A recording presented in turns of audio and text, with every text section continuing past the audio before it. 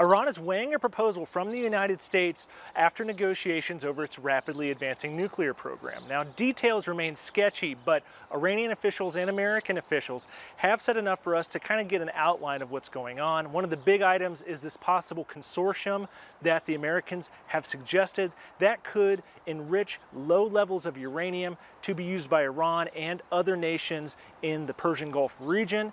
We're also hearing from the Americans that potentially this would see Iran limited to some 3% enrichment. That's around the same vicinity of the 2015 nuclear deal with world powers that US President Donald Trump unilaterally withdrew America from back in 2018.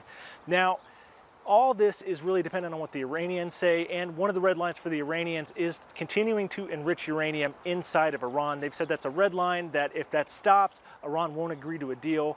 Now, there's some thought that the Americans, from President Trump downward, are saying that Iran must give up all its enrichment facilities, so it remains unclear how they'll square that. But there's also a lot of pressure from the outside as well right now. Western nations and Europe have really started to criticize Iran over the nuclear program, especially because Iran is now enriching uranium up to 60%, which is a short technical step away from weapons grade levels of 90, and they have enough of a stockpile to build multiple nuclear weapons should Tehran choose to do so. Right now, there's some thought that European nations might move for a censure motion at the Board of Governors at the International Atomic Energy Agency. If that happens, that could kick this all the way back to the UN Security Council.